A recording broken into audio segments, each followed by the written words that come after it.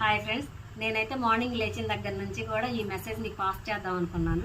కానీ నాకైతే ఖాళీ లేదు. ఉదయం లేచిన దగ్గర ఇంట్లో పనులు, మళ్ళీ స్కూల్లోకి వచ్చే స్కూల్లో పనులు, ఇంటికి వెళ్ళి మళ్ళీ ఫ్రెష్ అప్ అయ్యి వచ్చి మళ్ళీ ఆ మొలక మొక్కలకి మట్టి పోసుకుని లిక్విడ్స్కుని సరిపోయింది టైము. సరే ఒక షార్ట్ చేద్దాం, మీకు ఈ విషయాన్ని పాస్ చేద్దామని ఈ ఒక్క చిన్న వీడియోని చేస్తున్నాను. తప్పకుండా చూసి మీరు పాటిస్తారని నేను చేస్తున్నాను. నేను ఏ వ్యూస్ కోసమో కాదు, ఇంకోటి కాదు, మన ఆరోగ్యం మనం కాపాడుకుందామని నేను చేస్తున్నానండి. దయచేసి ముందు ముఖ్యంగా మన పరిసరాల్లో ఉన్న జాడి ముక్కలు కానీ, పగిలిపోయిన మట్టి పెంకులు కానీ, ప్లాస్టిక్ కానీ ఏ ఉన్నా కూడా తీసేసి అది దూరంగా పడేసేయండి.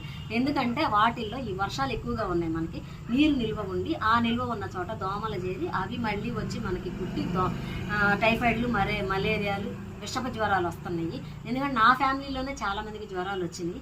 అందుకని మీరు దయచేసి మన పరిసరాలు మనం శుభ్రపరచుకుని మన ఆరోగ్యాన్ని మనం కాపాడుకుందాము. మరి నాతో పాటు రెడీనా? ఓకే.